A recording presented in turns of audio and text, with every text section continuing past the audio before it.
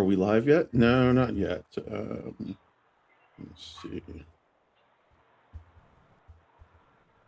OMG, what is on my phone here? Oh, here we go.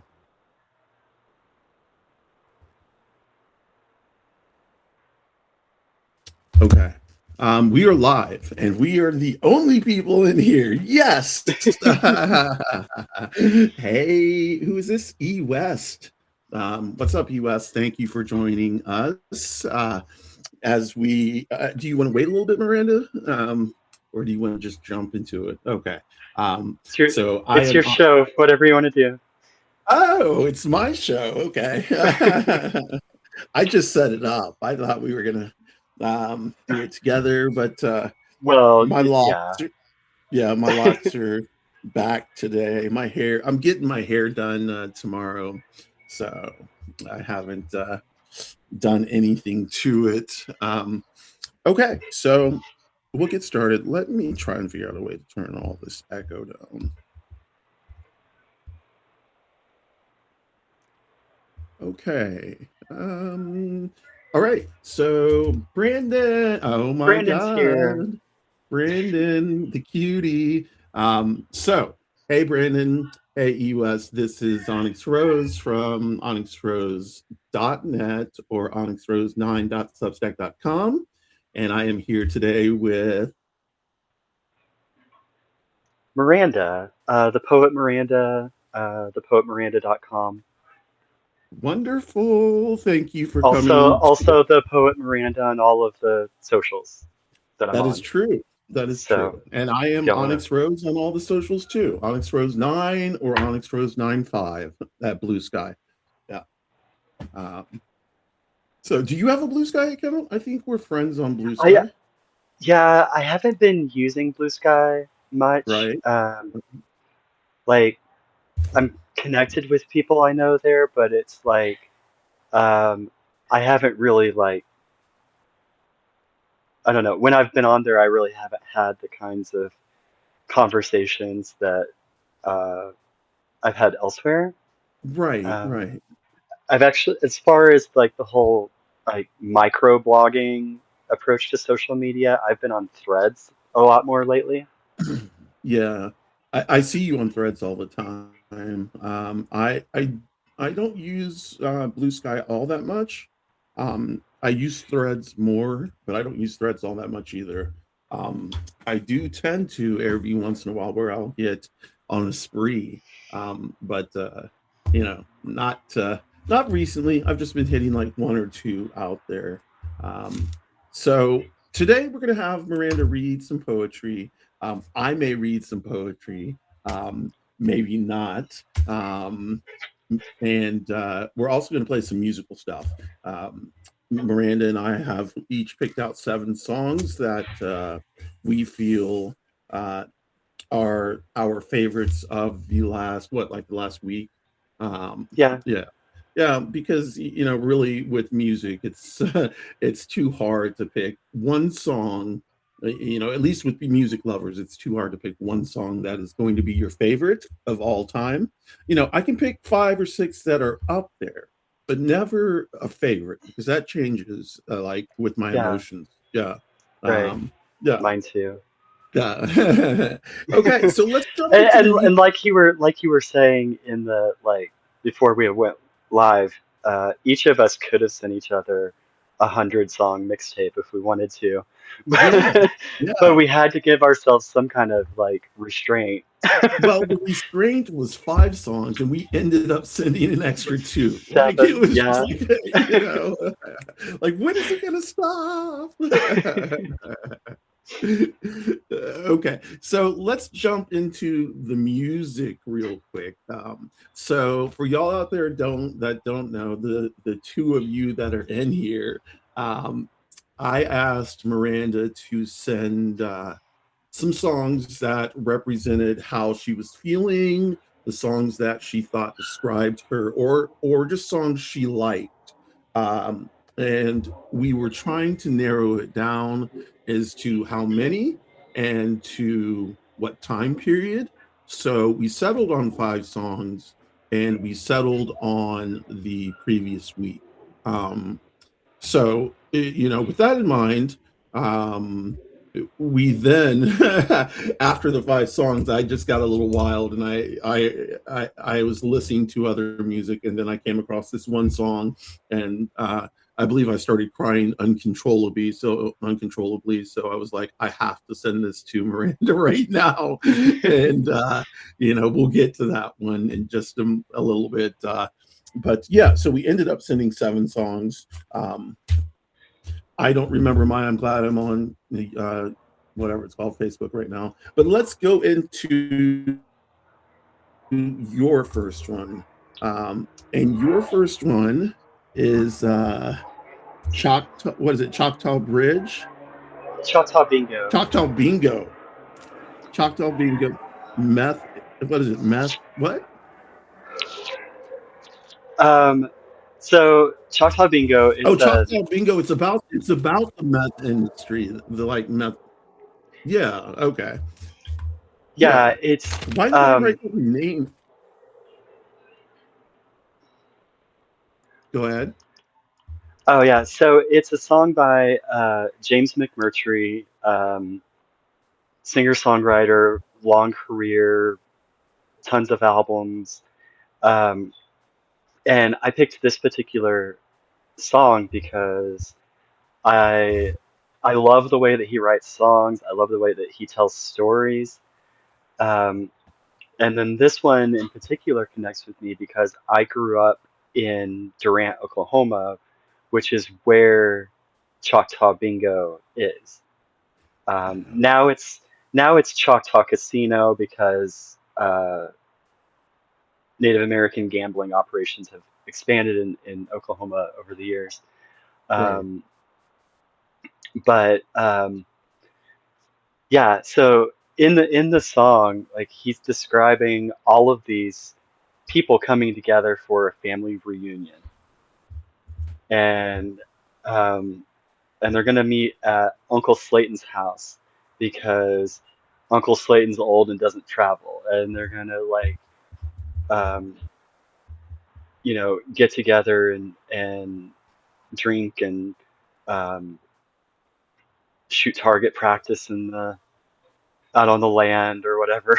And, Right. um, yeah, so you have like all of these little vignettes about the people who are coming uh, to the party and or to the reunion, and so it's like it's about the place I grew up, but it's also I know people like the people in the song.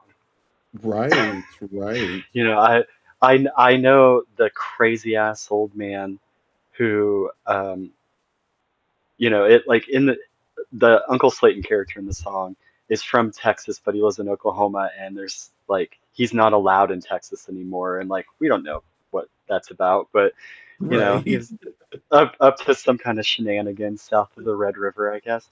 Um, but So, like, yeah. but like it talks about him making whiskey because he still knows how. So like he's a That's old right. I school. saw the stills and the like, and it was all nice and clean too, Yeah, good Yeah. operation.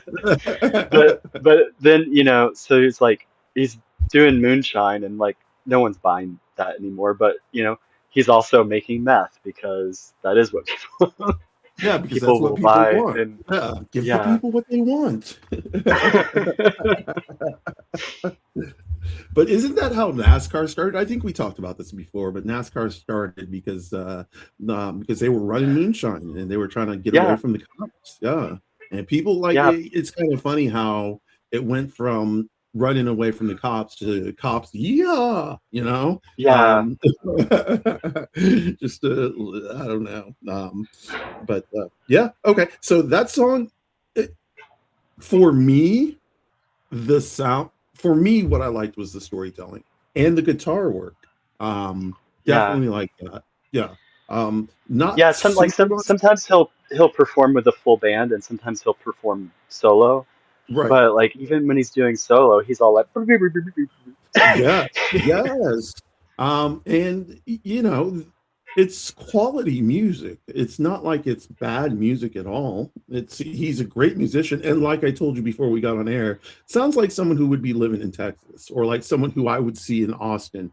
And then Miranda informed me that he does live in Austin. So yeah, it does make sense. Okay, so what about the first song I gave you? I don't think I wrote that. Uh, Oh, I did. Okay, did you make a list? I did. Okay, because like So you sent them to me like just one link at a time. I So did, didn't I? That's horrible. So the first one I sent you was J. Cole, Quick Step, off of yeah, his new album. And basically the lyrics, the way it happens, the story that is being told is that he um, wears a hoodie all the time because he's a normal guy. He's this huge superstar. First of all, he's a multimillionaire. He's this big hip hop guy. I mean, he's considered a hip hop god. And but he doesn't have bodyguards. He doesn't have guns. He doesn't sell drugs. He doesn't smoke weed. You know, he doesn't do any of the shit that you would think a normal hip hop guy would do. He doesn't like have multiple women. He's been with one woman like for like 20, 25 years.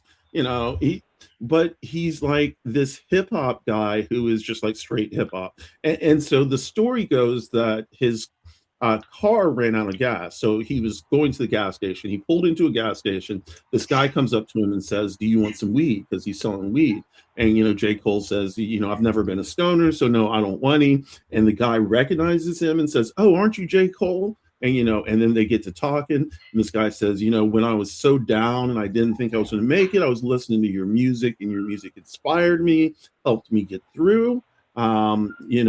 And then J. Cole's goes on this, and the song builds. I don't know if you remember how the emotion builds to the point yeah, where at the end he says, "It's the difference you make. It's the difference you make. It's the difference you make." And that's the thing. Yeah. yeah, and like I think I told you in our Facebook chat that I really liked how that built, and it's like the song starts out with a real low key kind of beat, like it's just real low key, it's smooth, um, and then he comes in kind of like, "Hey, I want to tell you the story," and then Yeah. he's like just flowing like super smooth, and as the conversation in the song Right. carries on, it Right. the musical intensity increases, the vocal intensity increases, the Right. and his vocal is so like tied to the emotional resonance. Like it's not Yeah. just the musical effect of like, oh, this is the part of the song where we get louder or Right. whatever. It's like Right. it really builds together. It And yeah, does. It's to it was me, a it's a beautiful really song. great Like, song. yeah, yeah. And I think when the album came out, because it just came out, um, I think people have been dissecting this song and this album for as long as it's been out. And this 'Cause is that's what one of people those do. songs that, yeah, this is one of those songs that people dissect and like will end up writing papers on. It is to me, one of the most beautiful songs on the album. But I think I may have included oh, I know I didn't include another one. Okay, so let's go to your second one. Your second one is, oh Oh, no, paper hanger. let me see if Me Without You, Paper Hanger. Yeah. So I have been a fan of Me Without You since I was a youth group kid in evangelical Christianity, listening to like Christian music all the time. And like the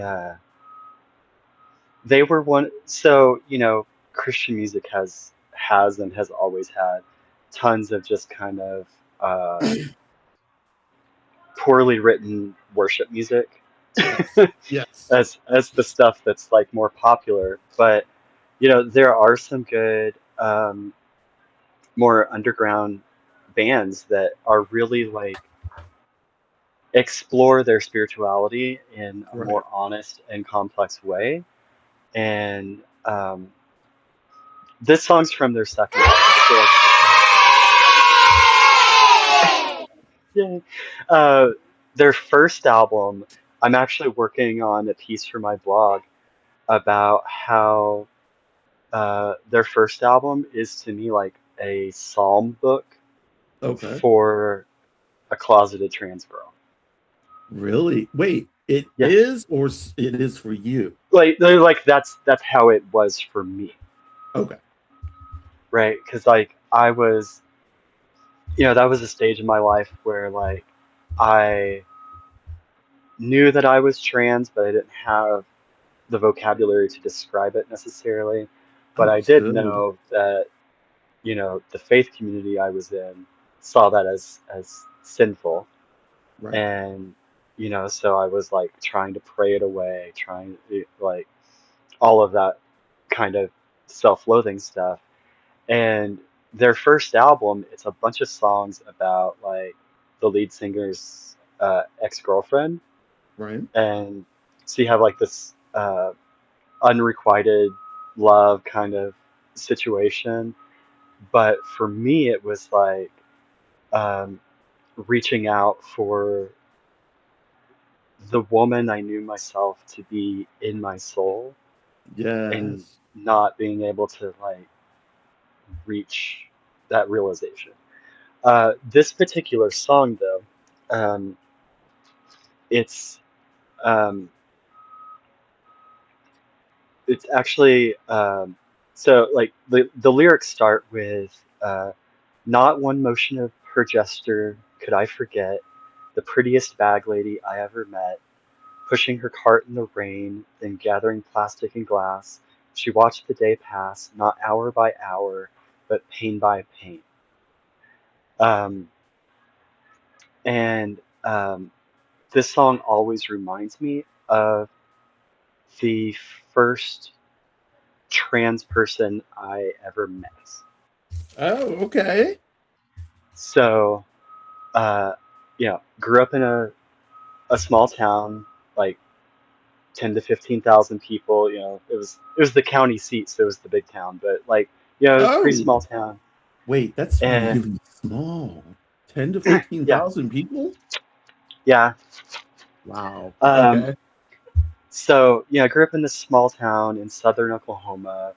Okay. It has always been a socially conservative place, a lot of religious presence, and, like the Southern Baptists like run the place.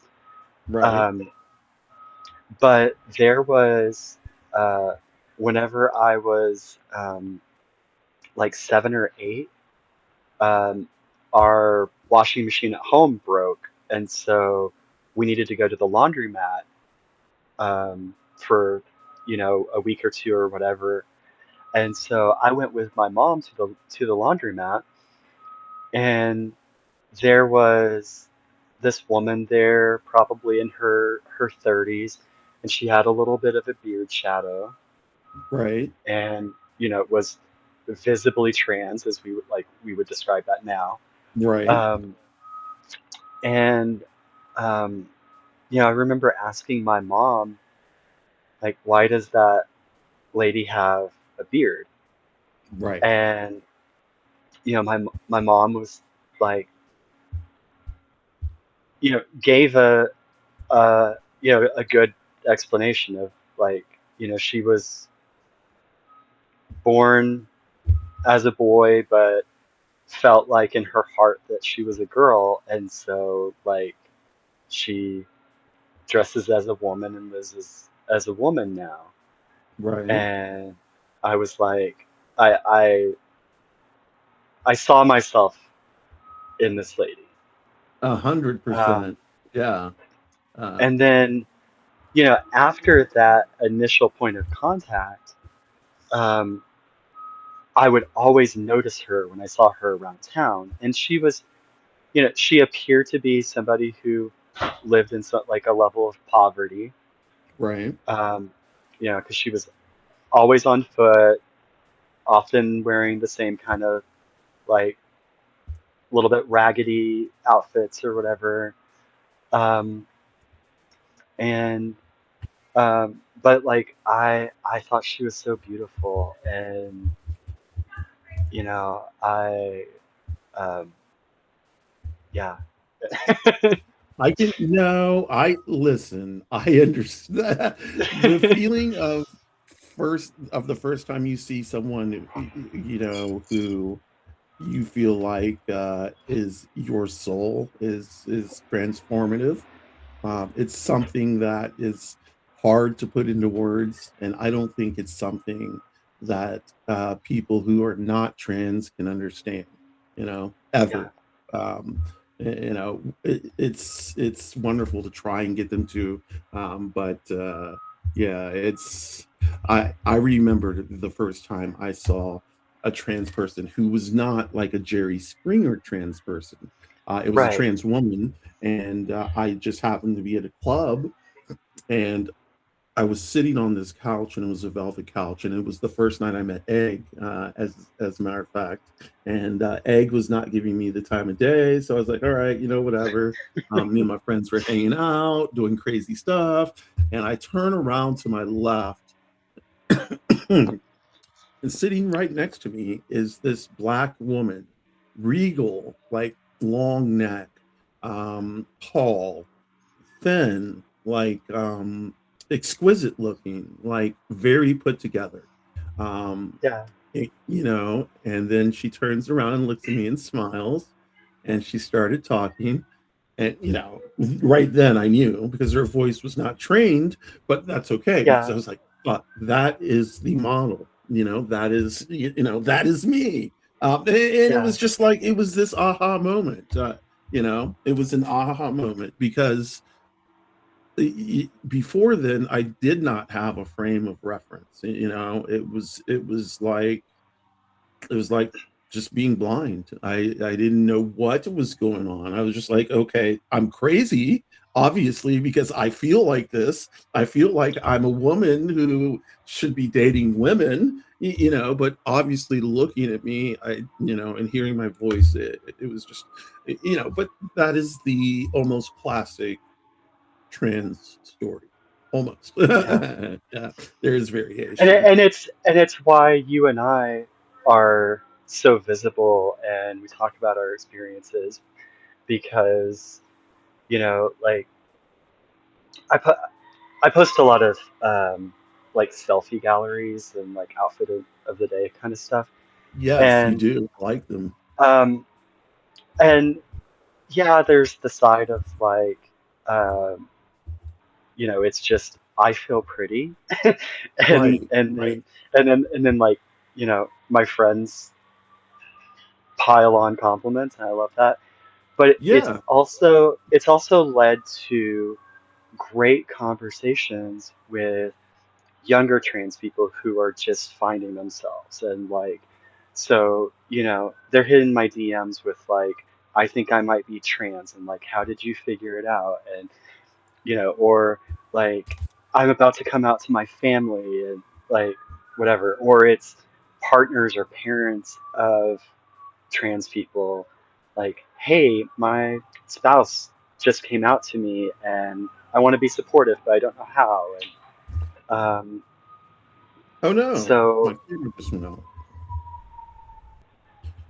Okay, we may have to keep on talking, but my camera just went completely out.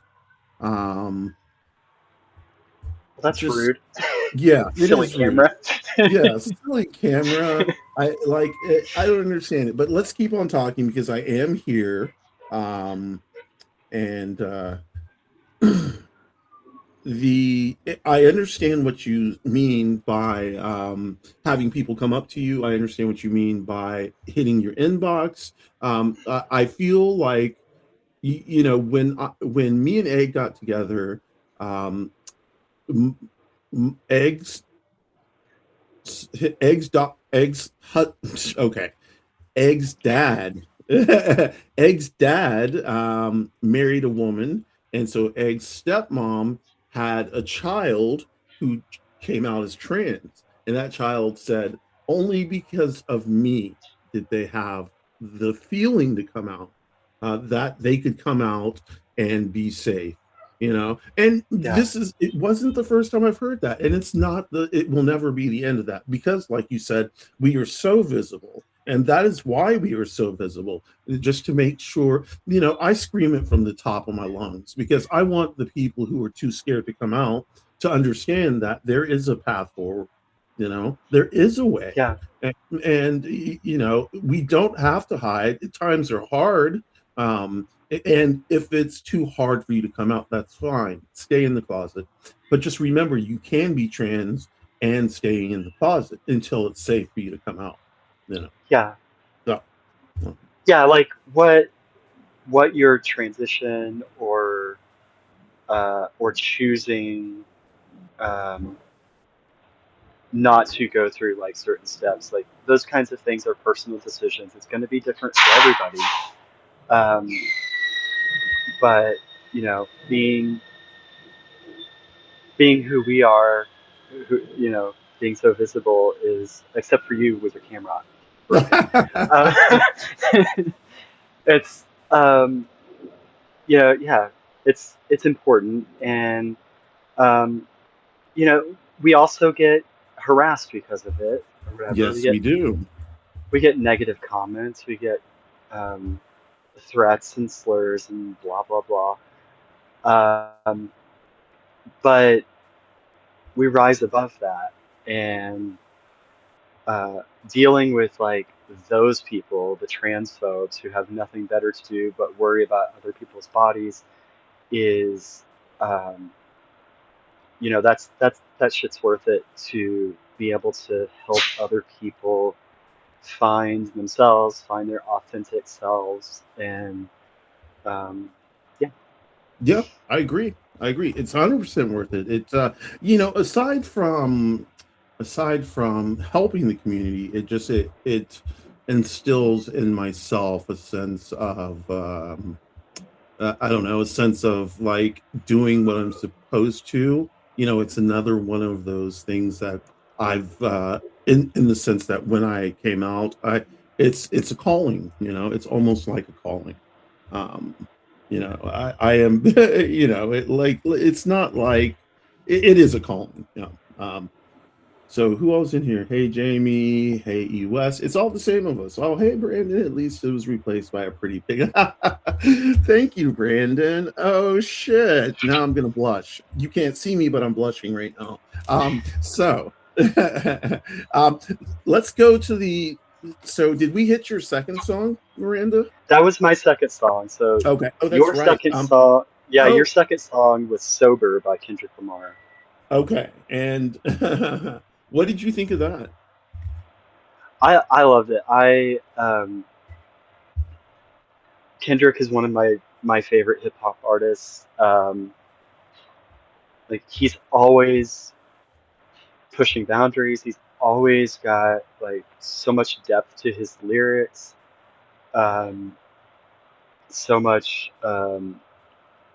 like I mean, just like the J. Cole song that we already talked about. It's like um, there's an honesty in his music that um, you don't always see in other artists of the same genre. And it's like all genres are like that, right? Where it's like I sent you some like country music, Americana, folksy R- stuff, and it's like, you know, yeah, the crap that comes out of Nashville is what Right. people think of when they think of country music, but then you know you look deeper, you find the real authentic voices, and um, you know Kendrick is always so authentic, um, and his fame um, hasn't taken that away.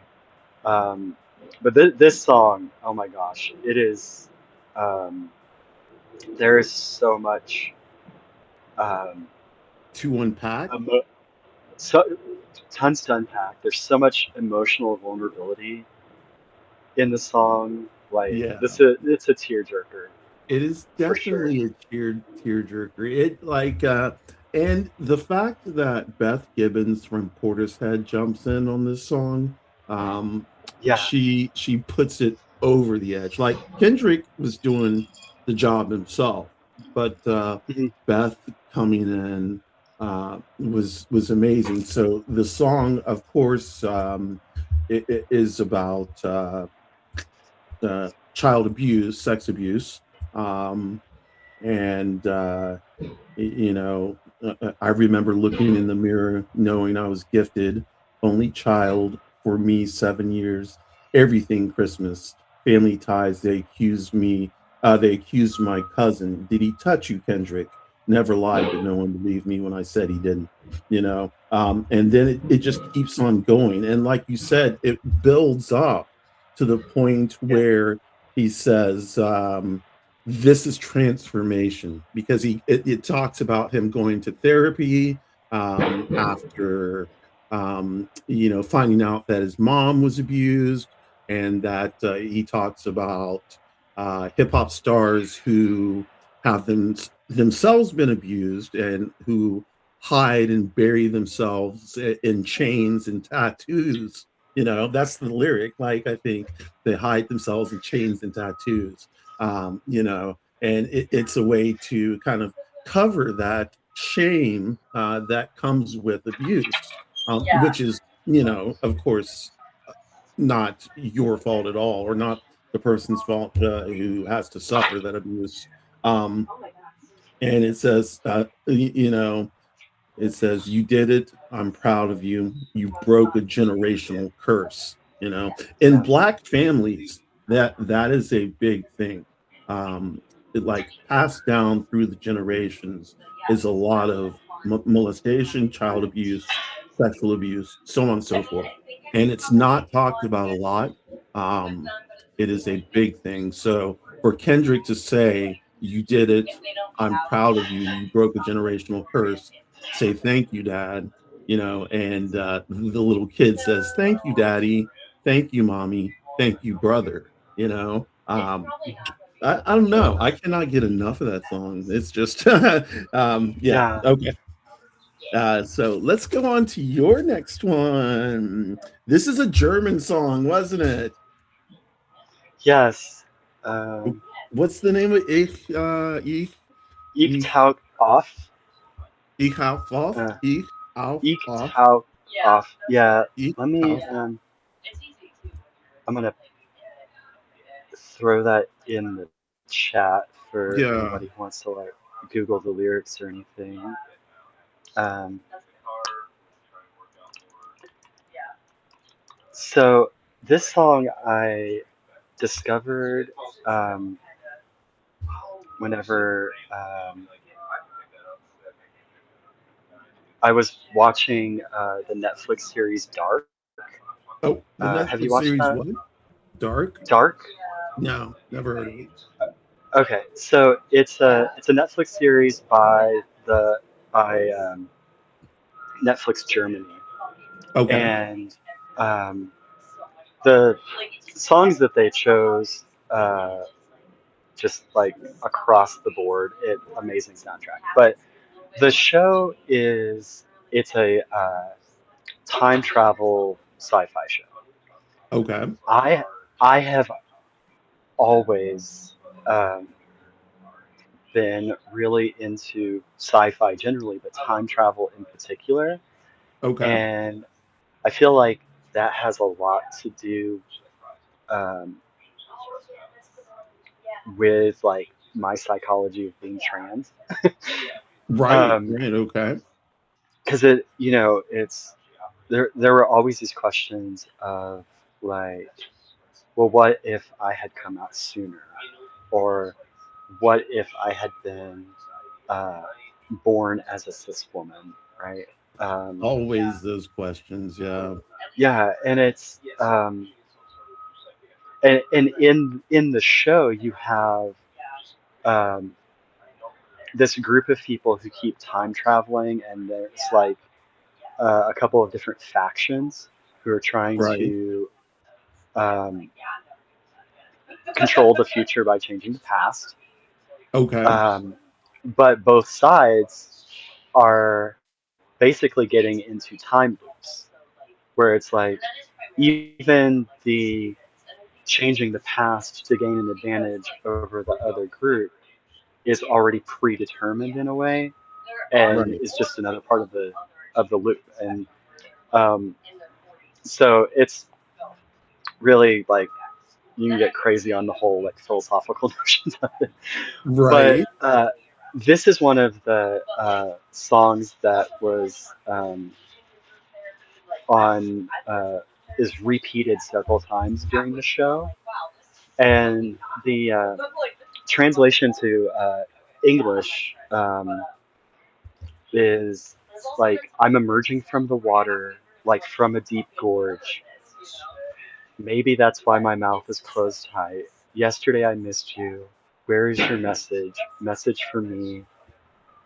That's how I guess I never saw you. Up, like, and it's yeah. So like this idea, like all of these different ideas of like time and being linear or not, um, and like juxtaposed with this song talking about emerging as a person, um, Right.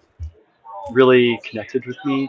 And then you know, it's a duet between Tokotronic and Soap and Skin. So you have So these like two beautiful voices. I didn't know which was which, and if there were like I could tell that there were. Are there two people who are singing? I mean, is Yeah, it two people only, or is it a group and a woman singer or a female identified singer? yeah. So Tokotronic is doing most of them. They're a band. They're a Okay. German Okay. alternative band. They've been active since the um, early '90s, I think. Right. Um, and so, and then it's like, and Soap and Skin is basically doing the guest vocal on it. And I don't remember if uh, she's just like a solo person who uses that as a performance name, or if like she has her own group that performs under that name. Um, but yeah, it's such a gorgeous song. Okay, yeah, it actually is a very pretty song. And Even even if you don't like understand the lyrics or like have the right. translation handy, like you the emotion in it and like the beauty of their two voices and like how well they do the duet. Um, Well, the beauty in it makes you want to actually look it up. And that's so looking up the lyrics, of course, is what I do. And it sounded beautiful. It is a beautiful song and it's great, great lyrics. So yeah. Wonderful. Who else in the room now? We have one more person. Learner Curious. Hello. Thank you for joining me and the poet Miranda. So we're going over music that we picked. We picked five songs, well, seven songs each. Seven Um, songs. We're supposed to pick five. yes, we started with five, ended up with seven. So let's see. My third song is and this is one of my favorite Ethel Cain songs, Casings. You know, and it's kind of funny because it's not sausage casings, Ethel.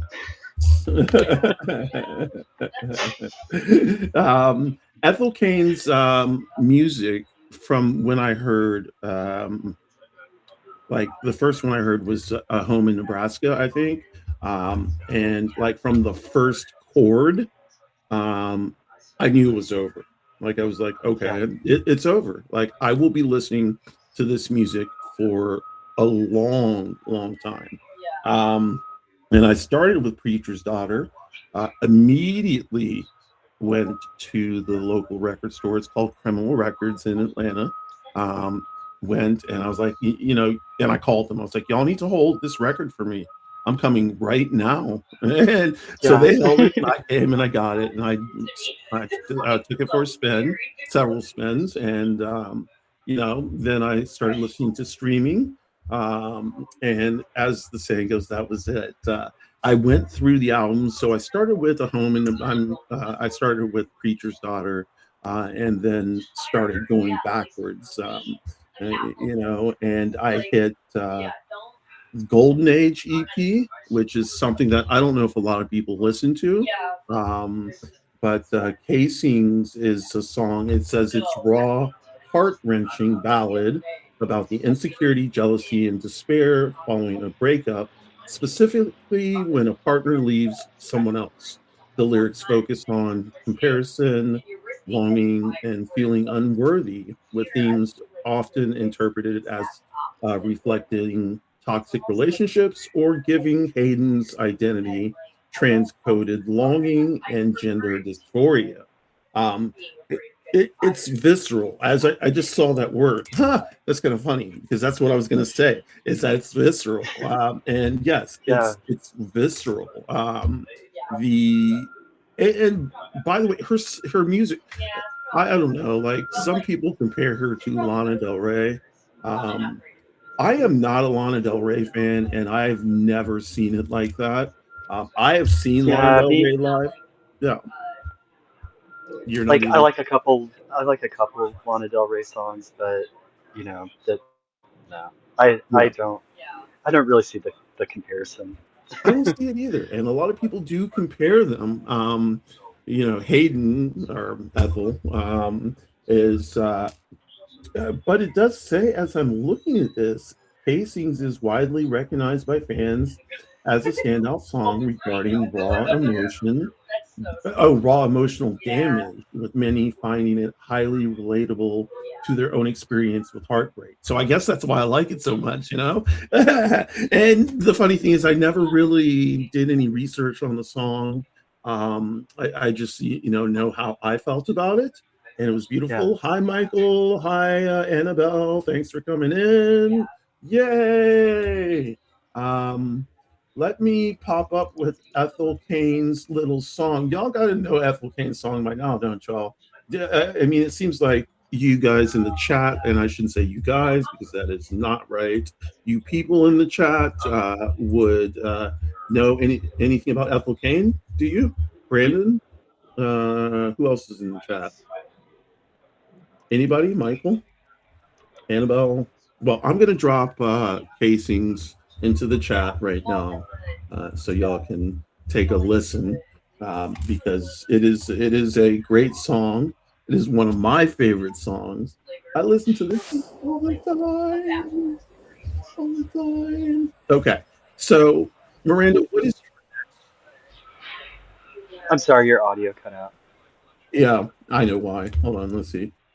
There we go. The music. You said my name, and then I couldn't hear what you said after that. Yeah, it's because of the YouTube music started playing. Yeah. So, what is your next song? Um, my next song. Well, first, let me react Oh, to yeah. I'm sorry. Casey's. I'm sorry. Yeah. So, like one thing that in general I appreciate about Ethel's music is that um, she's writing from her perspective as a trans woman. So obviously that's going to like touch you and me in a different kind of way than it might touch other listeners. But everything in the song is like very universal. It starts with, "Am I not good enough for you? Is there something wrong with me?" Right. Um, those are like the kind of insecurities that everybody has, especially if you've been through a tough breakup. Um, it's like goes on to be like, is she prettier than me? Is her skin softer than mine? Can she give you what I can't? The things I cry for every night, and like it hits Those hard. those are some powerful lyrics, aren't they? Yeah. Yeah, and like that kind of self-questioning, but also um, maybe being envious of another person that you perceive as receiving the love that you didn't. Right. Um, yeah, it's Right. As they say, it's raw, it's emotional, it is in your face, in your yeah. face. Yeah. Okay. So So so my next song is Super 8 by Jason Isbell and the 400 Unit. Um, I think I so saw, let's see, did I see this one at Red Rocks? I think I saw this yeah, one at Red Rocks. Yeah, the live at Red Rocks. And yeah, I and like actually liked it a lot. Yeah. Great guitar yeah, work again. Great storytelling. Oh, yeah, he's one of my favorite songwriters. I yeah, I like a lot of his music. And actually several of his songs are on my transition mixtape. okay. Um, but I was like, as I was building this mixtape for you, I was like, oh, I should give her something by Jason Isbell and the 400 Unit. But which song? Like, do I want to go with all these songs that like get in my feelings, or no? I'm gonna go with like this fun one that like starts with the dirty guitar, and like the Les Paul riff that he does there is Right. yeah. So I was just like, let's throw in just a good rock and roll song that has great storytelling. Yeah. Um, Well, I'm glad you did that. It is always good to have different types of music because I know I fall into the same trap as well as listening to kind of the same type of music.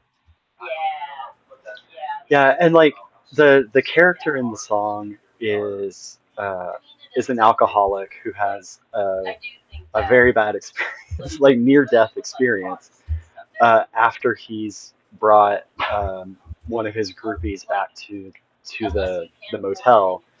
Um, and Jason himself is an alcoholic. He's been sober for something like 15 years now.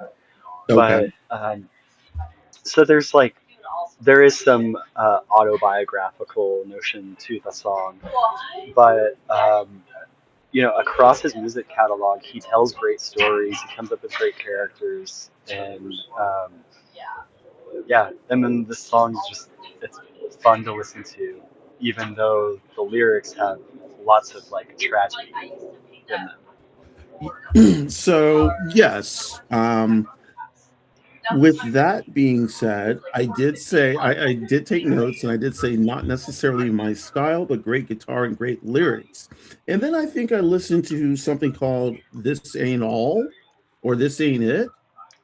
Yeah, And that song was amazing, that blew me away. I was like, okay, this is the song for me. your audio is sounding underwater again. Am I still underwater? You're good again. Okay, good. Um, Yeah, so you listened so to This Ain't It, and you really liked that one. yes, I do. I like This Ain't It. The other one, Super 8, great storytelling, not my favorite. Yeah, but This Ain't It, I remember liking, and the thing I remember liking about both of them, and even the Choctaw Bingo one, is the guitar work. It really brought me in. Now the lyrics are always good. The lyrics to all of these are great, um, but the guitar work, is excellent for me too. Yeah. So the next one on my list, yes. Okay, so the next one on my list is Placebo, My Sweet Prince, and well, there's, I don't know. Does anybody in the comments, have y'all listened to Placebo before? And if you have, do you know My Sweet Prince? Um, because if you've listened to it and and if you've heard it, then you know what it's about, and it's pretty quickly. established what it's about. You know, it is a it can be a rough song if you have been in this position before, which I have. Um, so I relate to a lot of it.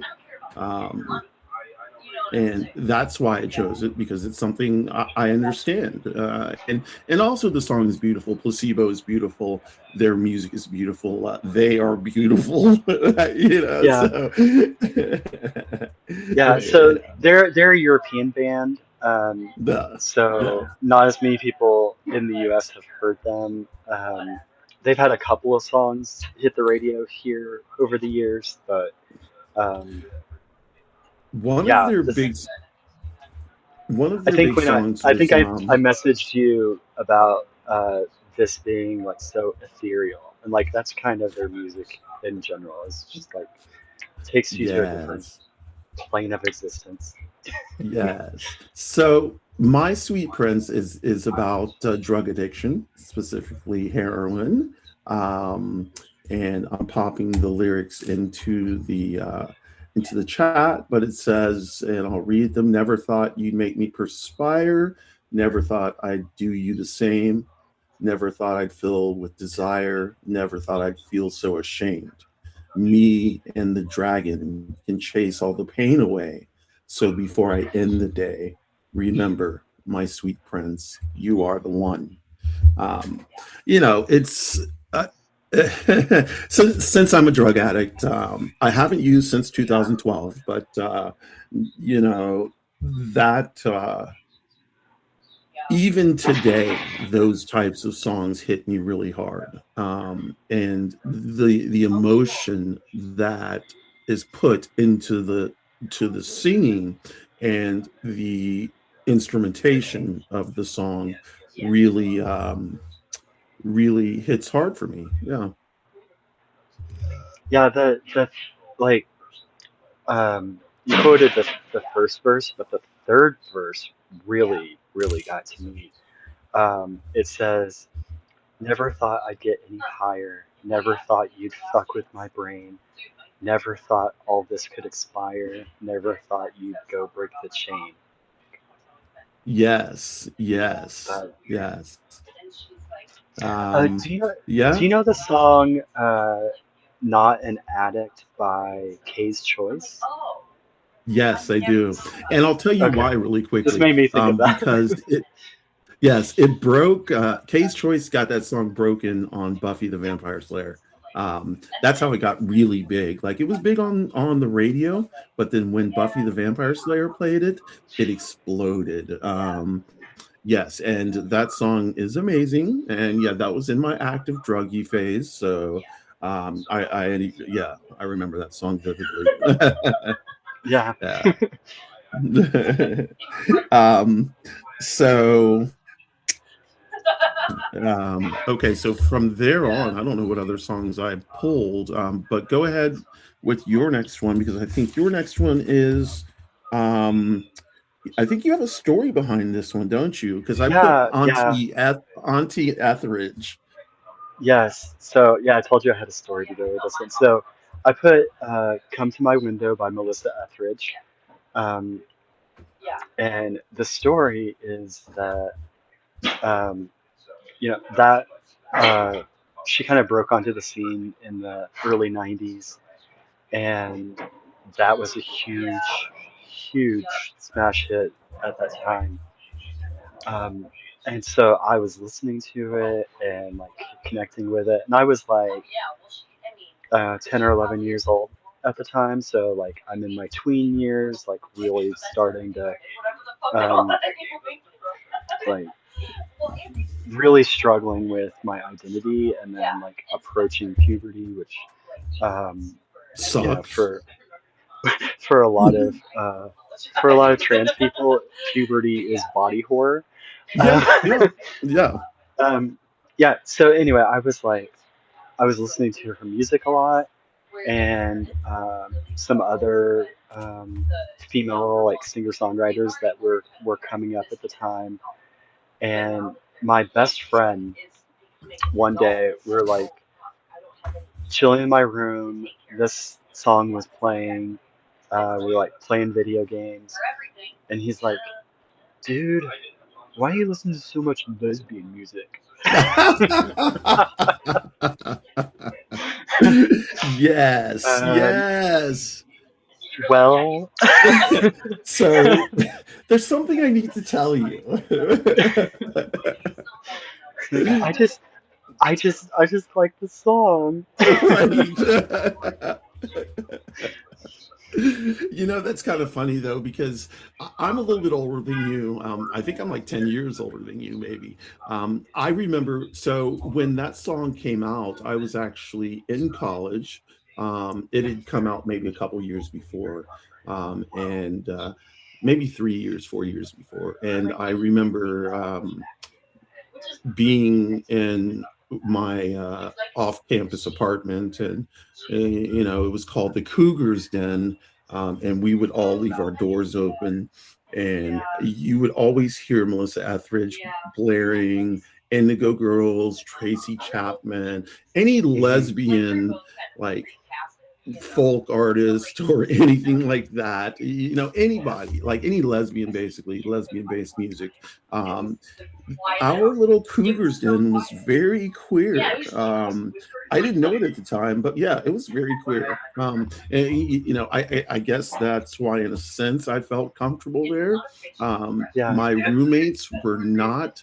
Um, well, one of my roommates was gay, except for he was in the closet and he didn't come out of the closet.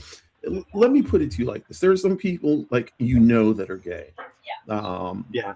and he was one of those, like, I could look at him and listen to him, and that's a bad way to say it. You should never say things like that, but I knew, like, within the first 5 minutes that he was gay. He just never came out. And then he came to visit me after school, maybe 2 years after we were done, and still nothing.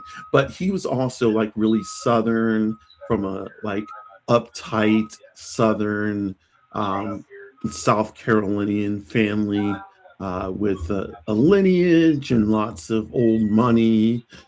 So of course he was going to be a little bit repressed. Yeah. And I often wonder what's happened to him now, like if he is actually come out. Is he living his life, or does he have a wife and 2.5 kids and like a miserable existence, you know Yeah. so um but yeah, yeah, yeah, yeah, Yeah, that's it's always so hard knowing people like and like you and I both were in the closet for a long time, so it's like I'm right, sure right, that other queer people in our lives saw the queerness in us whenever we weren't ready yet, and right. thought the same kinds of things. But like, now I can see that in other people, and I just want to be like, Hey, it's Joe. okay. Yeah, yeah, yeah. I don't know, I like that. I like that. Okay, so Mama Etheridge, or we'll say Auntie Etheridge, and the story. Um, so now I think that was, what was that, number four for you? Let's see, Um, 1, 2, 3, 4, 5. That was five. Okay, that so was now five. you. So we started out with saying we were going to do five. Now we chose to do seven, so we have two extra. My first extra. Wait, 1, 2, 3, 4, 5, 6, 7. I don't know how many I sent you.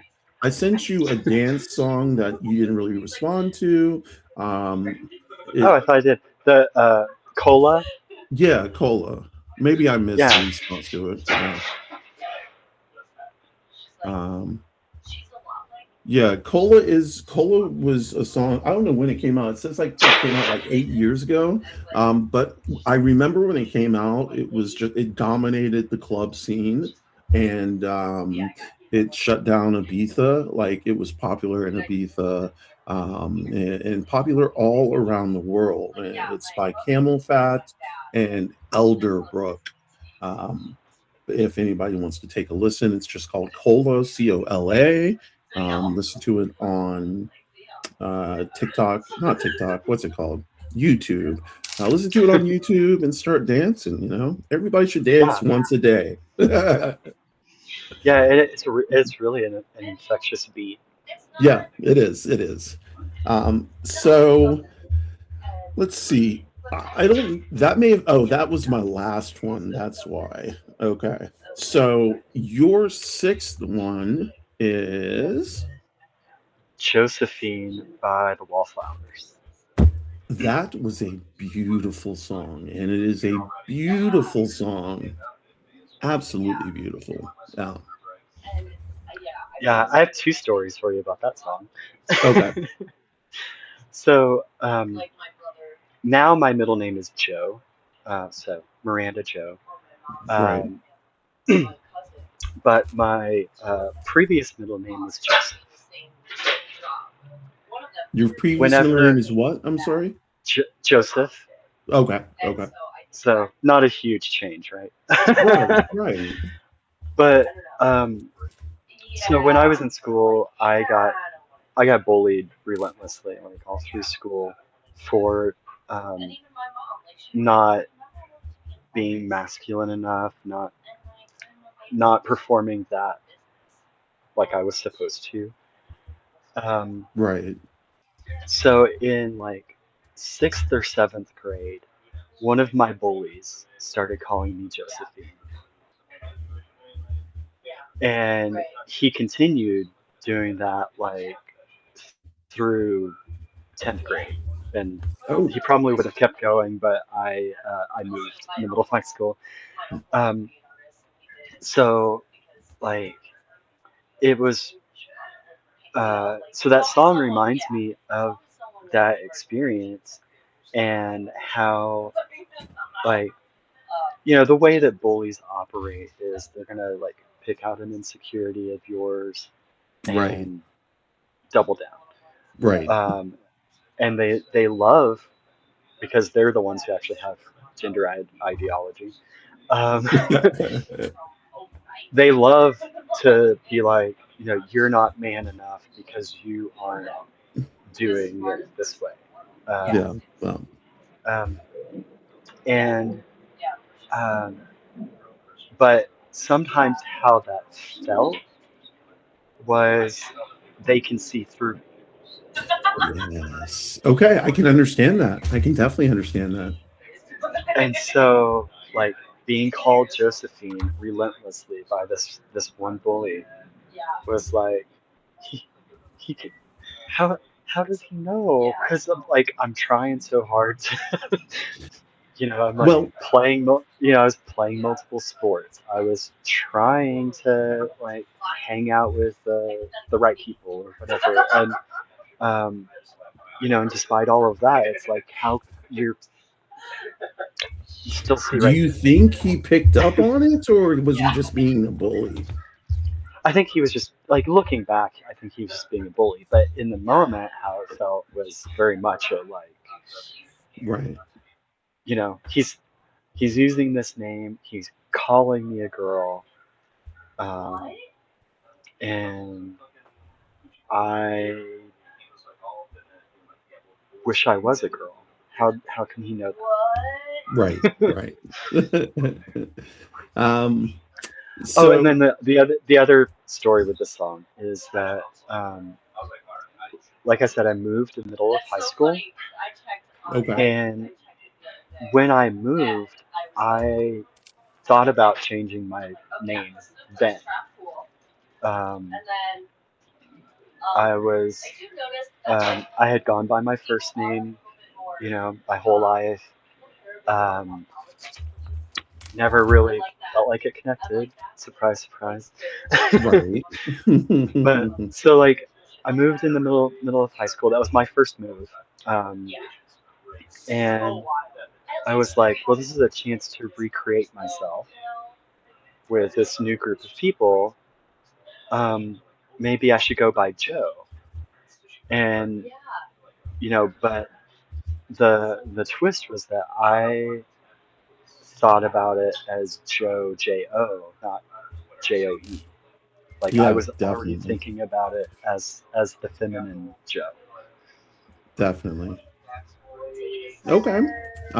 So just to tell you, Josephine is my niece's middle name and my grandmother's first name. My Lovely. grandmother's passed, but that was her first name.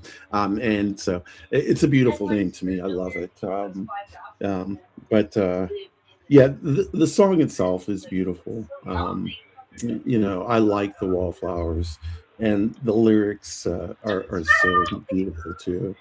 Um, so we're gonna go on to my next song, and let Yeah. me see where we are here in my songs. Kendrick. Oh, Yeah. snap. Okay. I'm going to try not to cry. I'm probably not going to on this song. Um, but this song, I'm going to put it in the chat real quick. Boom. Is called Je te laisserai de mots. Oh, And you it's skipped a by, song. oh, I did. What song is that? Jet Fuel by Mac Miller. Oh, I thought that was the last one. Okay, so we'll go to jet fuel first. Let me pull up jet fuel. Jet fuel, jet fuel is amazing to me. Mac Miller is amazing. Very creative, very dead too. I should say. I'm sorry to say it like that. He has passed. He passed in his sleep from, of course, a suspected drug overdose. He was very much into drugs, and I think he dated Ariana Grande, and I think that's one of the reasons she broke up with him, because he was such a heavy drug user. Um, do you know if that's the case, Miranda? I I don't know. Okay, I do think that's the case. Um, but let me pull up the lyrics, and I will just throw them into the chat because the lyrics are kind of crazy. Um, he is such, for a hip hop guy, and I find hip hop people creative. Um, Mac Miller um, is, oh, that didn't pull up all of it at all. That's horrible. Anyway, the lyrics. Yeah, you reached the limit count or the character Oh, I limit, I did. guess. Okay. So the first stanza or whatever you say, it says, "Yeah, I used to want to be a superhero, fly around with a cape, catching bad guys. Now my head underwater, but I ain't in the shower and I ain't getting baptized. To be good and the bad times, all the cuts, broken bones, and the black eyes. Young motherfucker with a mad mind, made a couple million off of these rap lines. Y'all can't tell me nothing no more. Came up from the bottom of that basement floor. Don't come close. Y'all ain't even known goat." So it just goes on. And he, of course, is talking about jet fuel. And jet fuel, of course, is, drugs. And it's the way that, you get faded, but you get, at the same time, um, not experienced, but inspired. And I am almost 100% sure that he wrote this song while he was completely fucked up, as he did a lot of his music. But his catalog is so different, and so extensive, and very unique. He was a unique voice in hip hop and will be remembered for a long time. But yeah, if y'all got a chance, check out the song "Jet Fuel" by Mac Miller. One of my favorite songs. Yeah. Okay. Go for it, Yeah, Miranda. and I'm sure that this one hits you hard because of your history of drug use and You're right. You're right. Yeah, it does. It actually, funny. It is actually kind of, it- because I like the way he puts the words together. it is more of an understanding and a joyful song for me. Like Mhm. you know, fate in your hands while you're waiting for me. I'm already here already, dear. Now is only now. Head back to the ground, dear. You know, like you're up in the sky. You're like so fucked up. Now it's time to like come down. You know, get back down. Understand life. But while you're up there, you know, sometimes creativity explodes. And I know for myself that like all my bad writing, I call myself the bloody awful poet, but like when I was fucked up, I wrote a lot of bloody awful poetry, you know, and that's just, you know, there's like a creativity that springs from, unfortunately, from drug use. I'm Yeah, not glamorizing it at all. So right. But it like, sometimes it can release inhibitions that are holding you back, or those kinds of things. right. Um, so that's and Okay. plenty of people use illicit drugs as a way to self-medicate because of other mental things going on, and like that's an interesting aspect of it Okay. too. And like I see that a lot in these lyrics where it's like there's that tension of like wanting to be under control of Yes. himself and like who he is, Yes. but not being able to be without floating away. Yes. So it's kind of funny that you said that there are underlying and I always tell people this that there are always underlying reasons when people become addicts. People don't just become addicts because they want to do drugs and get addicted to drugs. They don't want to get addicted to drugs. I was doing drugs because, unbeknownst to me, I have bipolar disorder. I didn't know that at the time. You know, I was trying to manage the swings, the episodes by doing all these drugs. But what happened is I ended up getting addicted. You know, well, what happened at first was it was management, you know, and then it was like addiction, you Yeah, know. So then when I went to rehab and got the help I needed, um, you know, I was able to see that looking back that that's what it was. It was, you know, yeah, I like to party, but it was also like it was a screaming out into the void, you know. Yeah, so that is a good point. Being an addict is oh, actually, Joe, that's so true. The it is true. be It is true. Yeah, it is hard it's work. very true. Yeah. Um, so we are on your last song, is that correct? Yep. Let's do it. All right, so my last song is "If She Ever Leaves Me" by the Highwomen. Um, Oh, right. Yes.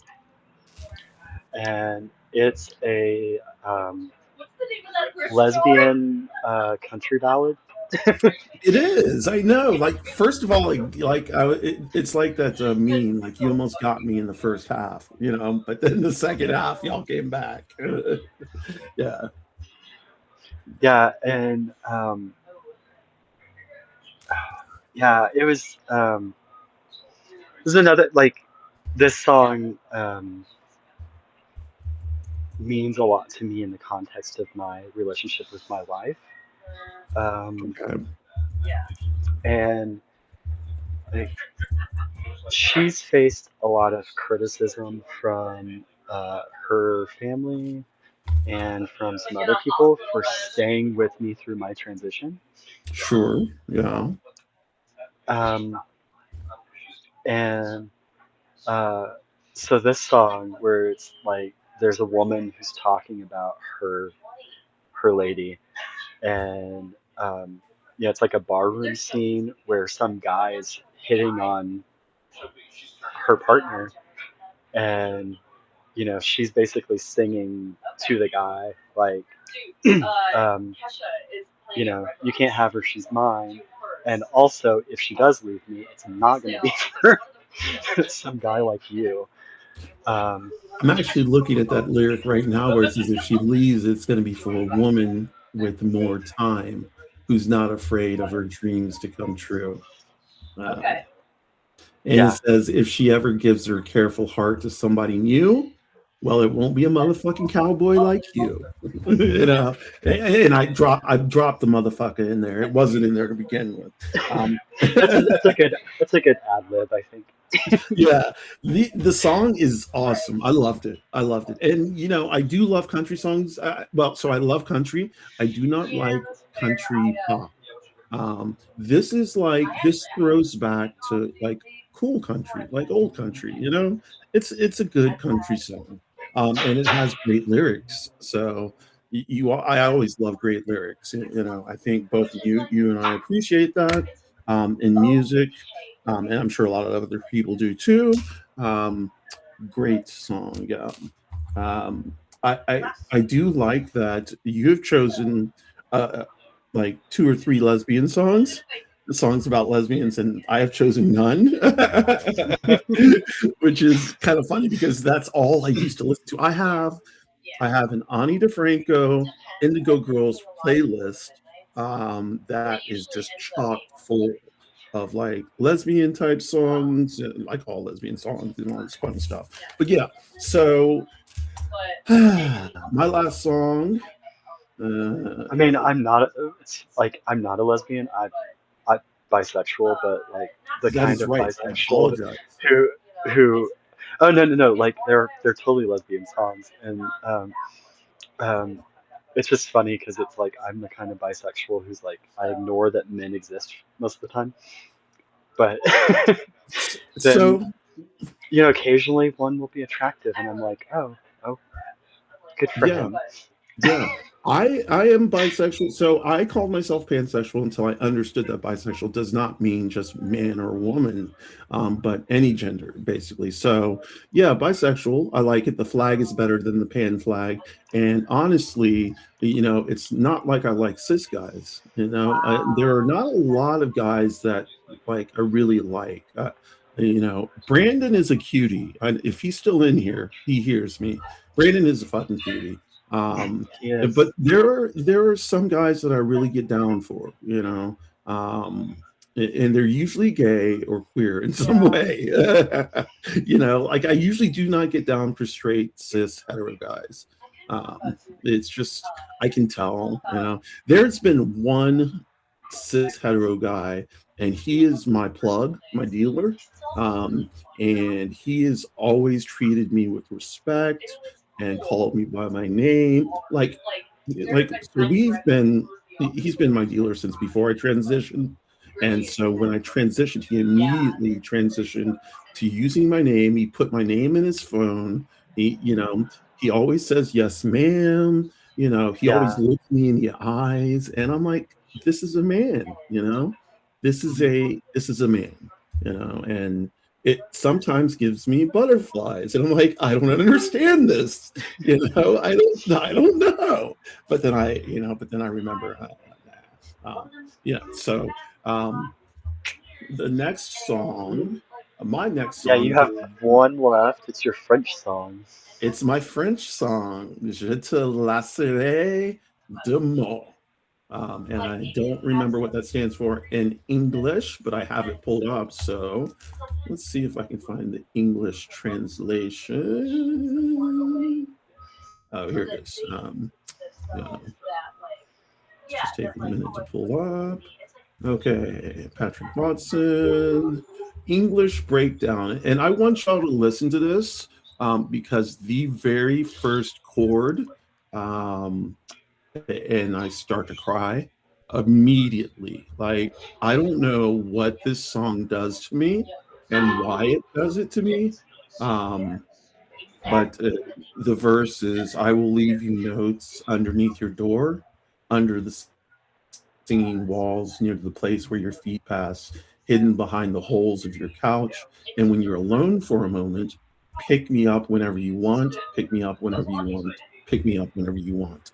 And in French, it sounds better. So you have to listen to it in French. Like it's so beautiful. Like, I can't even, like, it's hard for me to explain. Like when there's something so beautiful to me, I can't explain it. It just like my mind is blown, you know, and yeah, no, so. Um, so everybody in chat, go listen to that damn song. Yeah. um, Yeah, go listen to these songs and go make your friends mixtapes too. yes, yes. All my screens just shut down immediately. Hold on, I'm popping them all back up. Maybe my camera will work now. Let's see. No, my camera's still not working. Okay, so now that we've gone through kind of the music portion of the show, um, I was hoping, and you did say that you would read a poem or two. So Yeah. let's get to it. Or is there something you want to talk about beforehand? Oh no. I don't know. Okay. First of all, And do you have links to your poem? Hold um, on. Let's see. so these poems are like um, everything that I have available to read, I have published on my blog. Uh, when I migrated it Okay. from Substack to Beehive, um, I Right. did lose some formatting, and I haven't dealt with that. so, Okay. um, Yeah. The so, formatting so, on Beehive is kind of crazy. Not gonna lie. like you have to be very intentional about what you're doing. Right. Um, yeah. So I need to revisit. Um, I need to revisit some of my posts and do that Right. with that editing that I don't really want to do. That or maybe I should just do uh, like a repost. Like, hey, I did this poem before and now I'm doing it again, but I'm actually formatting it correctly. That might be easier. No, that's a great idea because people will be like, okay, I know I got this a week ago. you know? Yeah, so I have like three poems handy. I have more handy than that, but I have like three that I kind of had in mind as Okay. possibilities to share. Okay. Um, so whenever I came out to my wife, um, I wrote a poem to um, help me with that process and like kind of describe um, how I feel. Right. Um, and oddly enough, it does tie back into when we were talking about Josephine earlier and like bullies seemingly Yes. seeing through Yes. me. Um, so like in this poem, there's a scene of one of my bullies assaulting me in Ooh. Okay. the restroom at my middle school. Okay. Um, so that's part of this, but it's like a lot of it is like just kind of I don't know, trying to work out the idea that I've always felt this way. Okay. Should So we should we go ahead and say content warning for everybody listening? it's not super graphic, Okay. um, but Okay.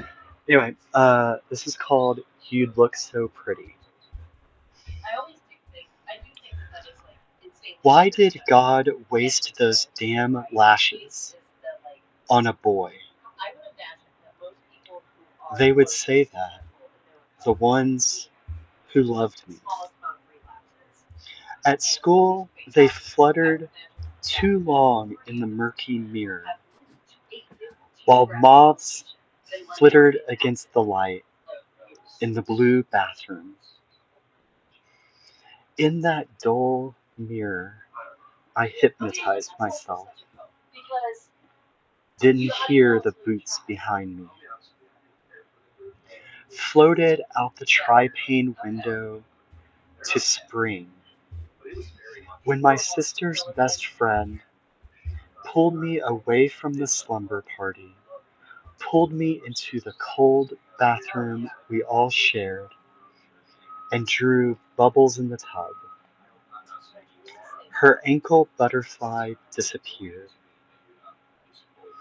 "It's fine," she said, handing me her razor.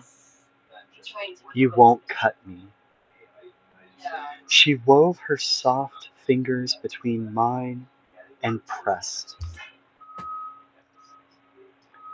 I saw his brown mop of hair first when he came in the door, but late, too late to land.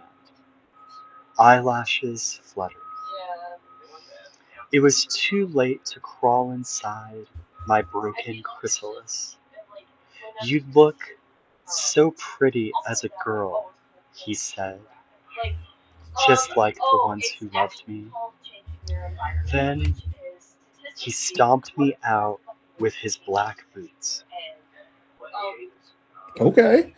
Is that how it ended? Damn. Okay. I was not expecting that end. That's beautiful. I like the imagery. I'm sorry if that's how it happened, because being stomped out with the being black boots is not good at all. But yes, very good poem. Thank you. Well, hold on. Let's hear this. All right. So one poem down. I I am gonna read one of mine. All Um, right. yes, but y'all forgive me for reading this because it is a poem of mine, and I am the bloody awful poet. Um, and this is called, and this is a content warning as well. I mean, just it is a content warning. So this is called a confession, revelation. Okay. I thought I said no, although I can't be sure. Maybe I didn't. I was drunk, blown on that yay, and hanging out with Molly. I thought I said no, though I can't be sure. Can a guy, or more accurately, a penis haver who was assigned male at birth, actually and honestly be believed? Can he really think he said no? I said no, though I can't be sure. Dragged into the bathroom, door locked, piss all over the place, rank, fetid smell, posters covering the walls, boxed room, toilet, sink and mirror. We take out our bullets, take a hit of that white girl, having left our drinks at the table. I thought I said no, though I can't be sure, as you violently rubbed your hand against my crotch. I thought I pushed your hand away laughing. I thought I said no, though I can't be sure. The mirror betrayed me as I saw myself get hard. The same mirror held my shame. I thought I said no, though I can't be sure. Can I have can I have consented while intoxicated? I already know the answer to that, but no one will ever believe that. No one will ever believe that I am the one who that I am not the one who initiated this. They unbuckled my belt. They unbuttoned the top one. They unzipped the zipper, and my pants hit the floor, mixing with the piss and who knows what else. I thought I said no, though I can't be sure, as they grabbed my dick and put it in their mouth. I got hard. I thought I said no. They pulled their underwear. They pulled down their underwear. I think this is how it goes, and put me rather strongly in them. I thought I said no, though I can't be sure. When it was over, did we even use protection? What a strange sensation to stumble out of a bathroom in a club to cheers and whistles while lost in the murky waters of intoxication and disbelief. They bowed. I thought I said no, though I can't be sure. I've told exactly one person, and I'm hopeful that they will understand the amount of time I repressed, then sat with this. I am pretty sure I was sexually assaulted decades ago. Will people really believe that I said no through the haze? I remember the guilt and the shame as people high fived me and bought me more drinks. The memories hit, swirl, cover my head, then drift like fog in the morning air. A smell, a song, the right conditions, the perfect storm for information escaping the deepest, furthest recesses of my mind, my brain, my cells, my skin, electric shock, waking and pulling it back to the front and dominating all thought. I thought I said no, though I can't be sure. I may have bragged at the time, my youthful mind and the crowd throwing their cheers. I may have bragged about it. That would definitely have been a coping mechanism. I am not sure. I thought I said no, though I can't be sure. This is what I remember, fuzzy as it is. Some embarrassment mixes with the shame of not knowing exactly, of not being sure, of not being able to explain adequately how I felt in the moment. Grief, shame, arousal, pain, name it. I am trying. I built a wall in my mind so strong, but with these words, I'm taking the first steps to break this cage. I was sexually assaulted in a bathroom of a club over 2 decades ago. This is my confession. This is my revelation. And that's it. That, yeah. Wow. The Yeah. the the repeat of I thought I said no, it like it's yeah. Yeah. So that's the content warning. Sorry, y'all. Um, so you're not a bad poet, even though you claim to be. Um, Thank you for coming from uh, you. I really appreciate that. yeah, that was really like really. I mean, really moving. Really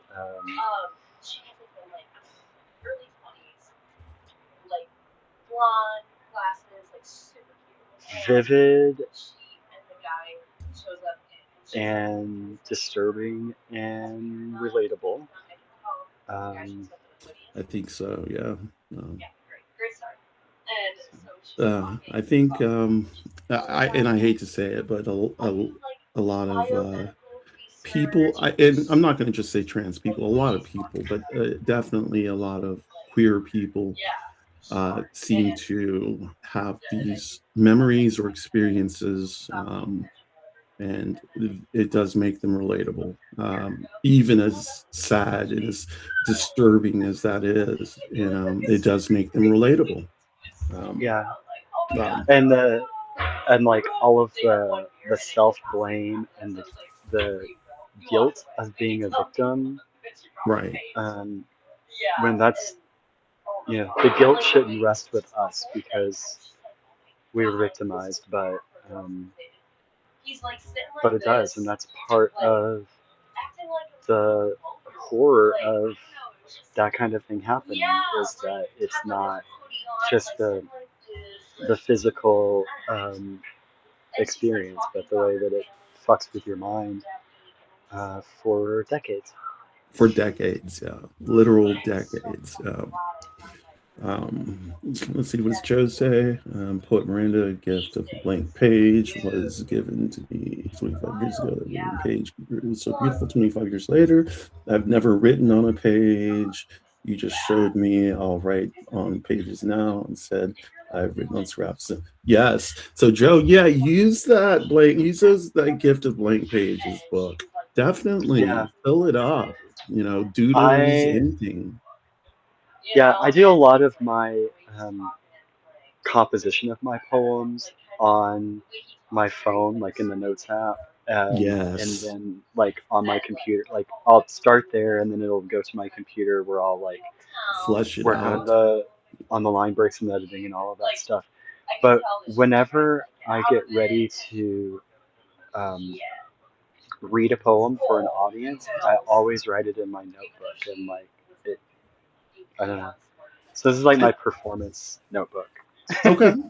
I just read off my phone because the format on the on my laptop is crazy. It looks cool, but is not the format I typed it in. So I'm like, but on my phone it is, and I like you start a lot of my poems in the notes app. And so I have like fragments of poetry that I need to, I'm like, okay, what is this actually about? And I'll just have Right? to go Yeah. back and build around it. Yeah. I have so many parts of poems that are just, Right, you right, know, and I'll return to them whenever I'm ready and yeah, figure out where they definitely. belong, I guess. Yeah. So the second poem Okay, um, is kind of based on the long-running artistic concept of the self-portrait. okay, Um, so uh, it is called Selfies in a Rearview Mirror. She sits in the parking garage, already running late, and frames her face in the rearview mirror. She takes her selfie. Her eyeshadow turned out good on the third try. She looks in to see behind her, to who she's always been, to when she clutched Raggedy Andy, no, Anne, to when she told her mom, I don't want to be the little brother anymore, to when she tumbled across the front lawn after her sister taught her cartwheels. She wanted to turn over and over until she stuck the landing herself. To when her sister's friends experimented with her hair and makeup, to them she was a mannequin. To when she dressed up as a girl for Halloween, for fun, mhm, she came alive in her uncostume. To when she lifted her hands at church camp and pleaded. She spent years, decades, pleading for this thorn to be removed. To when she wore tails in the spring because she couldn't wear a white dress. mm, To when her children called her dad. She tried to be a good father, despite the distance within. To when she found something like a woman's courage reflecting back to her. She adjusts the rearview mirror and pulls forward onto the gray city street. very nice. And I have tears right now, so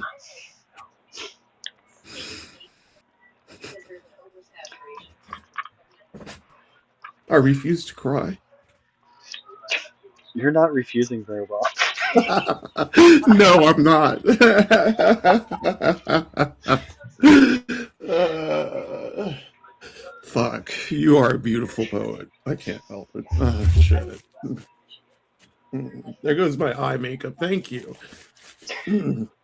I'm sorry. Well, my camera's not on, so like I mean it's on, but you can't see me anyway, so that's fine. Wow, like yeah, okay. Whew. I don't have another one. Do you have another one? That was I have beautiful. one That more. I have okay. one more. Please read. Um, Please. so this poem is about um, trans G-side. I don't know if we can say that full word on Substack these days. Right. Um, and Hi Ted, thanks for coming in. I I wrote it last January, right after Dumb Shit took office, and one of the um, there was this whole rash of anti-trans executive orders, right? The first week he was in office, right? Right. Um, and one of those called for the National Institutes of Health and the CDC to erase records about trans healthcare, about the biological validity of our experience. Let me stop you And there for a minute, because I have a friend who worked at the CDC and was working on that very thing, and she was pissed. Yeah, I remember when that happened. Okay, so go ahead. And she told me because she was like, I just can't. I can't do this anymore, you know? So she yeah, quit the CDC. Okay. yeah. And like those of us who know history and know that Right. people Exactly. like us were among the first victims in Right. 1933, Yep. um, and the book burning at Hirschfeld's Institute. Right. Um, like that was the obvious callback to me, and um, so it was like, damn it! Now I'm like, now I have this poem that I have to get out of me that is about being queued up for G-Side. Yeah. Let's do Um, it. yeah. First of all, is it Uh, going to be rough? Because it looks like you're getting ready for a rough poem. it it is rough. Okay. Um, Okay. and I actually read this poem at Transgender Day of Remembrance in Oh, November. this It, one. yeah. So Okay. you know the poem. Yes, I do. Yeah. Um, so this I always dedicate to our trans ancestors. Um, don't remember me for my resilience or strength. Definitely not for bravery. These days, I tell my friends I love them more often, just in case. The time for my poems to obfuscate, to obscure plain meaning, is over. First they came, first they came. That poem is all over my social media feeds. It doesn't feed me. So few have anything to say about edicts erasing trans existence. They say I worry too much for an unperson. I keep thinking about the poems I haven't written. I've spent 6 months trying to write an elegy for an egg I knew. Mm, They say he killed himself. because his girlfriend caught him in her panties. Craft notes. Should I strike through he/him above? Last they came. This isn't the first time they've tried to erase us. Last they came. We didn't even make it into the goddamn poem. I drive my wife to the mountains every time she asks. I want her to remember how silly her wife looks in snowshoes. Back to that egg. Her favorite song was The Beautiful People. I said I wouldn't obscure plain meaning. Let me define egg. A trans person who hasn't hatched into themselves yet.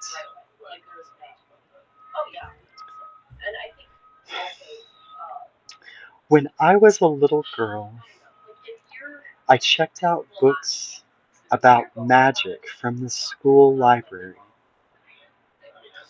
and I crafted myself a cloak of invisibility. Don't let the book burners anywhere near your local library. Don't remember me for who you thought I was. Remember me for who I am.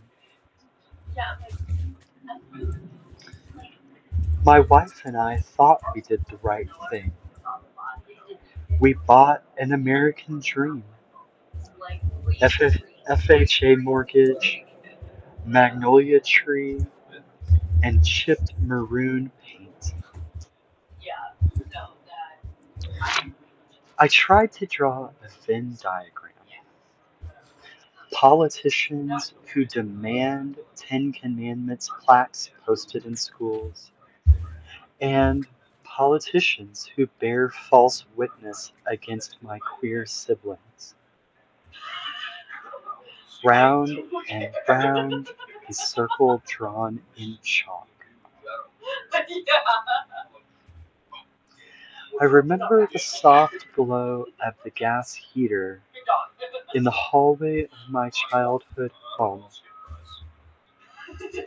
Haven't you ever wanted to be as constant as a pilot light?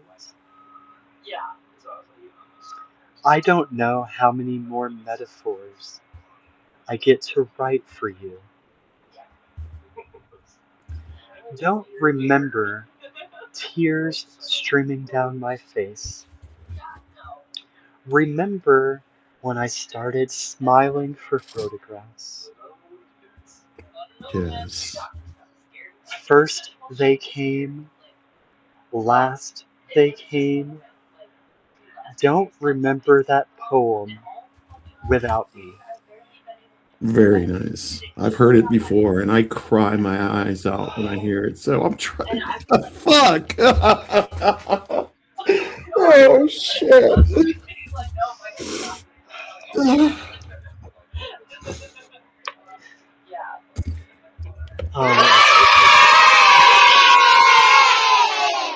It's fucking beautiful.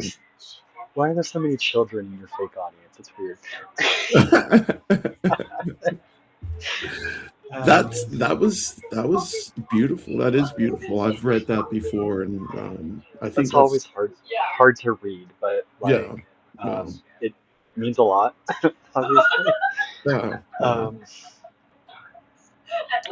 Yeah. I would I'm trying I need to write like a happy poem. Yeah, you do. So that like I could give everybody a palate cleanser after I read something devastating. Um, Right. so there's my next writing goal. So I may actually read one more, and this is the same type of thing. It's not palate cleansing at all. Not super. Well, I don't know how sad it is. There's no content warning on this. Um, but I've got to give myself a moment to dab my eyes, because once again, makeup, all over my eyes. Okay, not crying but moved. Bring on the kittens. Okay, so let's see. This is called April 19 comes around every year. Sadly, but your memory is strong with those who loved you. Okay, it had to be your eyes, or maybe it was the way you laughed with pure joy that belied your battered life. Um, I messed that up. So it had to be your eyes, or maybe the way you laughed with joy so pure that belied your battered life that you lived. Every day you showed up with a smile in your eyes, stars twinkling in the night sky. I wanted to see you today. I don't know where you are. So I combed through my memories, forgotten and neglected. Anything, a shred of evidence that you were around me and I existed in your orbit. Fuck, the memory I didn't want, the picture. April 19th, the picture used at your memorial.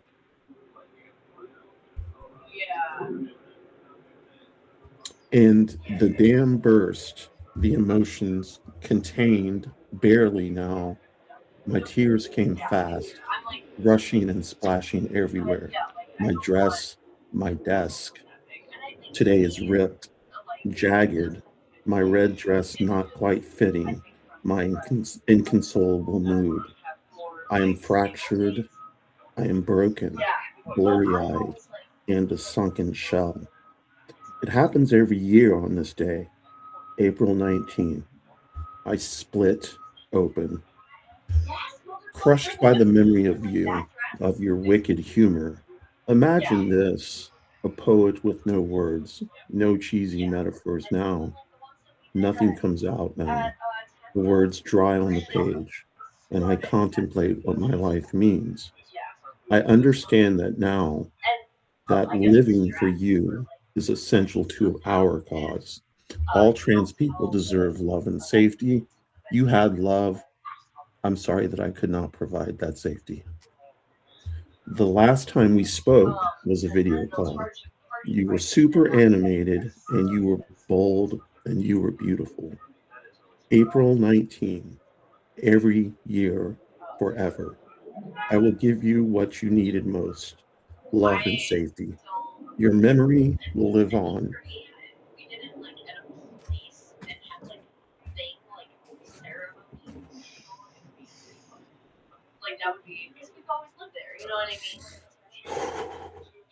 That's all I can read.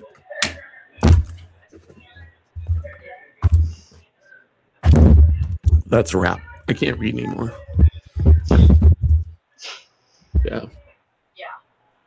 Yeah, I think we went deep, didn't we? Yeah, a little bit deeper than I was expecting. I was not ready for that. Shit does not hit me like that until I start reading it. So yeah, that was about our friend Katie, who was murdered by her coward of a dad in 2022 on April 19th, and she was I'm sorry, on March 19th, and she was 19.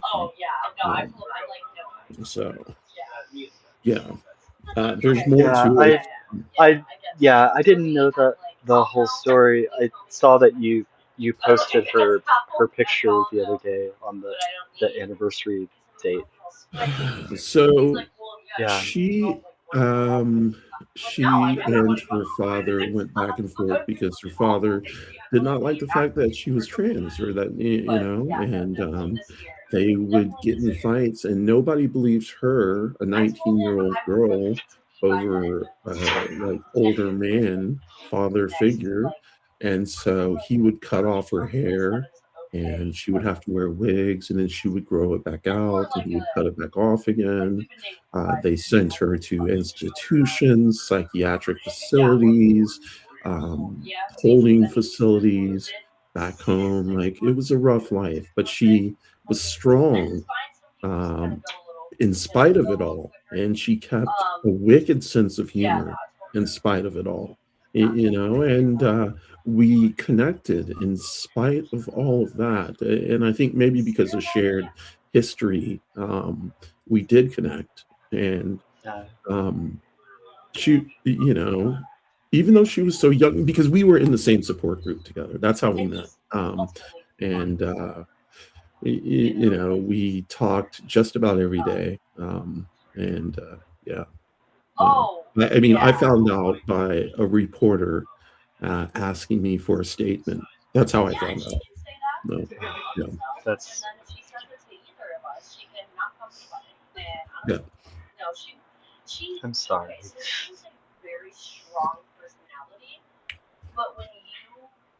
yeah. That's how it happens sometimes. So, what can we do? Um, Yeah. yeah. But let's let's try and up the mood a bit before we log off. It is 1 hour 55 minutes 55 seconds when I looked at the clock. 1 hour Yeah. 55 minutes 55 seconds. Awesome. And Um, my phone is down to 7%. So Okay, yeah, we need to go ahead and log off. All you 15 people, thank you for being in the chat today. We really do appreciate it. Thank you for allowing me to read my poetry because I don't usually do this. Thank you for allowing Miranda to come on here and read her poetry. We always know that it's going to be good. And Miranda, I appreciate you hanging out with me for 2 hours today. uh, I enjoyed it. I yeah, love spending the time with you, and um, our little mixtape project was a lot of fun. yes, yes. Putting those songs together and talking about different ways that they've impacted us, and I hope that uh, you sharing a couple poems today helps you feel more confident about your poetry because you um, always tell me it's not good, and that's such bullshit. So um, Thank you. I will just say thank you. um, but yeah, so everybody, we appreciate you. We appreciate you coming on. Samantha, it looks like you got in a little late. Barbara, I don't know if you got in a little late. Joe, thank you so much for coming. You always hop on. Brandon, I think you're still on. Janice, thank you. Everybody who's in here, thank you. I know it's been 2 hours, so I appreciate the people who have stayed for 2 hours. And unfortunately, the people who have just come, y'all can catch some of the shorts that I will post in the notes section and the full video when it's ready. Okay, Miranda, thank you so much. Is there anything you want to say and plug your shit?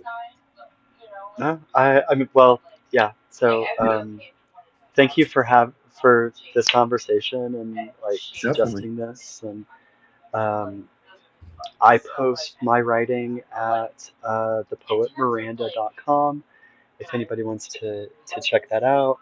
Um, I do poetry, I do uh, memoir, I do letters. So yeah, go check that out, and yeah. Okay, so yeah, thepoetmiranda.com. Definitely check it out, but also subscribe. And I do want to say something. Miranda, do you use the ads? I do use the ads. Okay, so everybody out there, on Beehive that we use, that we do use ads, and the ads fund our creativity, both mental and emotional. What happens is you click on them. You do not have to. You will not get spammed, by the way. You don't get anything, but you click on them, and it pays us like $1.25. You know, and seriously, $1.25 is not a lot, but that gets us a coffee or a tea, and so when you see the ads, click on them. Everybody subscribe to thepoetmiranda.com. Also subscribe to me, OnyxRose.net. I do have poetry, short fiction, a lot of nonfiction, some media, and please subscribe to me as well. You will get emails in your inbox quite frequently. Um, but thank y'all so much. Everybody have a great day. Peace and chicken grease. And as we say on Trauma Talk, no trash, no transphobia, no racism, no ableism, no sexism, no homophobia. Fuck Trump and fuck ICE. All righty, we're out.